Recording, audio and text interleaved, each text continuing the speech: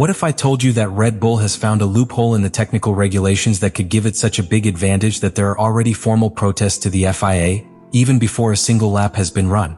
Red Bull has taken the definitive step to never depend on anyone again. On January 15, 2026, in a city as symbolic of motorsports as Detroit, they officially presented their new engine, the DM01. The name is not coincidental. It is a tribute to Dietrich Mateschitz, the founder of Red Bull, who died in October 2022. But before leaving, he had one last gift. He was able to hear this engine that now bears his name roar for the first time. That roar was not just a technical test. It was a declaration of intent. Red Bull doesn't just want to compete. It wants to build its own destiny from the roots. Detroit was not an impromptu election. Ford, its partner in this project, is a fundamental part of the history of motorsports in America. The link with the city is as strong as its alliance with Red Bull will be in this new chapter. Because yes, although the Ford logo is present, this engine has been completely designed, developed and manufactured by Red Bull Powertrains, based in Milton Keynes. It is the first time in their history that they have dared to take on a challenge of this magnitude, building their own propellant from scratch to comply with revolutionary regulations. But this is not just a technical announcement. It is the result of a colossal investment. More than 4 years of development, the construction of 3 new facilities within the Red Bull campus, the hiring of more than 700 specialized engineers, and the manufacturing of more than 20,000 individual components.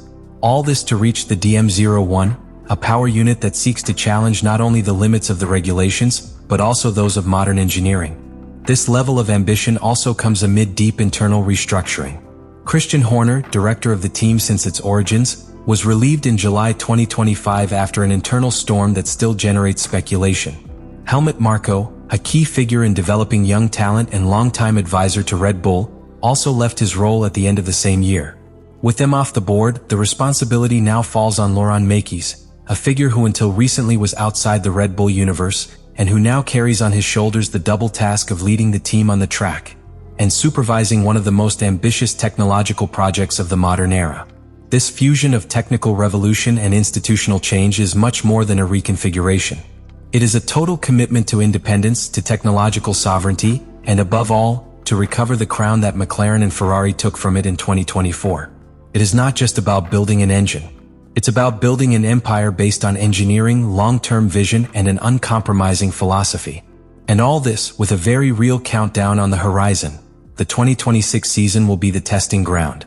Every decision made in these 4 years will be tested in that first Grand Prix. The question everyone is asking is simple. Will this be the beginning of a new golden era for Red Bull? Or will they be building a castle on still shaky foundations? Because the story doesn't stop here. What comes next, as you will see, is even more fascinating. The DM01 engine is not only the first that Red Bull makes on its own.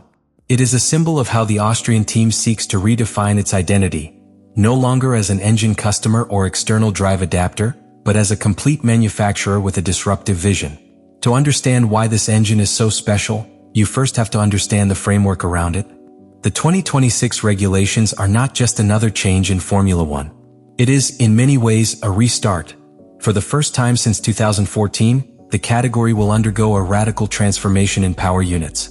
The 1.6-liter turbocharged V6 engine remains, yes, but the rest of the ecosystem changes dramatically. The MGUH, that complex and expensive component that recovered energy from the turbo and eliminated lag, disappears completely. Its exclusion is not a minor detail. It forces us to redesign the acceleration dynamics, the power delivery, and, above all, the thermal efficiency of the engine. And this is where Red Bull Powertrains wanted to play in another league. Instead of adapting an already known architecture, they have created one from scratch, optimized for this new scenario. The result? A power unit with a completely different power distribution. It is no longer a matter of the heat engine being dominant. Now the relationship is balanced. 50% of power will come from the combustion engine and 50% from the electrical systems. This means that, on the track, the energy recovered by the MGUK that goes from 120 kilowatts to 350 kilowatts will be as important as the brute force of the heat engine. A technical balance that until now did not exist in the category. The 2026 MGUK will be almost 3 times more powerful than its predecessor, completely transforming the way energy is managed in the race. This transition requires absolute mastery of the software, energy recovery, and electric torque control on the rear wheel. To achieve this, Red Bull has not skimped on resources. Part of the technical team that developed world-winning engines at Mercedes is now at the helm of this challenge. And that shows. But what really sets this engine apart is not just its design or its figures. It is the philosophy behind its development. Red Bull is not seeking to comply with the regulations. He's looking to exploit it. Every line, every ambiguity, every legal opportunity has been analyzed to push the limits. This aggressive and detail-oriented mentality is the same one that made them absolute dominators for years. And now it moves to the very heart of the car. A direct consequence of these changes is the change in mentality that pilots will have to adopt. With such high electrical power, the car's handling in corners will change radically. There will be more lift and coast strategies, more need for precision and regenerative braking, and probably a more aggressive driving style with electric torque at corner exit. It's not just about adapting a car to an engine. It is about redesigning the concept of piloting. And that, in itself, is already revolutionary. The absence of the MGUH also puts pressure on the traditional turbocharger. Red Bull has worked to completely redesign this component and minimize turbo lag through mechanical means. It is a complex task because that electrical system that previously eliminated it no longer exists. Now thermal solutions, special materials, and above all, ultra-precise simulations are required that anticipate the behavior of the turbo in real racing conditions. This is not just innovation, it is war engineering. Every design decision Red Bull Powertrains has made with the DM01 answers one fundamental question. How can you find an advantage in an environment where everyone is starting from scratch? And the most disturbing thing is that they could have found more than just an advantage. They could have found a perfectly legal hack. But we'll explore that in the next block. What might seem like an impeccable engineering achievement has ended up becoming the focus of the first major technical controversy of the 2026 era. Red Bull has created an engine that not only complies with the regulations, but stretches it to the exact limit of what is legal. And in this margin of ambiguity, the debate breaks out. Are we facing a display of technical genius or a maneuver that should be illegal? The root of the conflict lies in a detail that to most might seem insignificant. But in Formula One, small margins are everything. We are talking about the compression ratio of the heat engine, a critical figure that defines the efficiency of the combustion process. The new rules for 2026 impose a maximum limit of 16:1, down from 18:1 previously. The intention of this reduction is clear: to allow a more accessible playing field for new manufacturers, reduce development costs and maintain reliability at acceptable levels.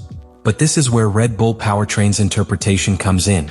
According to the technical regulations, specifically Article C 5.4.3, the compression ratio must be measured at room temperature, in static conditions, that is, when the engine is not running.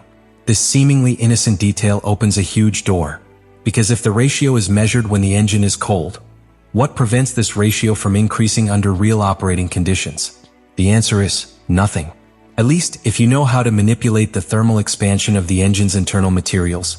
Red Bull has used an extremely advanced strategy based on the thermal behavior of metals and alloys within the engine block and combustion chamber.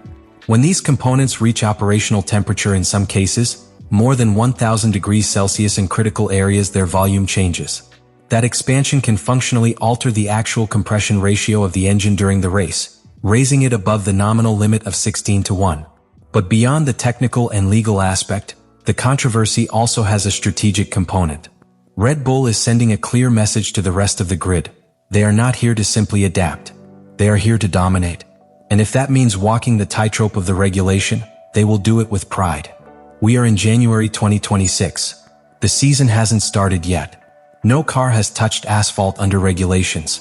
But there is already political friction, suspicions between teams, and an FIA that begins the year caught between two fires: the need to protect the integrity of the regulations, and the risk of shutting down innovation just when it is most needed.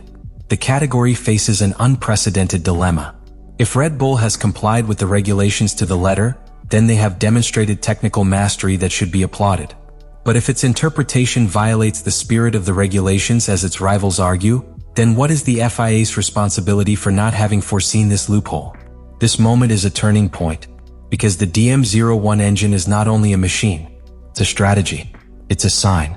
Red Bull is making it clear that it is not seeking to compete on equal terms. Look to win them before the competition begins. And they don't do it from arrogance. They do it from a millimetric reading of the rules, the context, the opportunities that others did not see, or did not dare to exploit.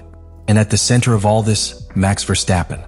A driver who, after the internal crisis at Red Bull in 2024 and the technical exodus that weakened the team, knows that this engine may be his only real option to continue winning. Because Verstappen does not run to participate, race to dominate. If the engine is legal and competitive, it will be the perfect weapon. If it is not, it could be the final trigger for his departure, something that many analysts already consider inevitable if Red Bull fails to maintain its status. Let me know in the comments what you think about all this.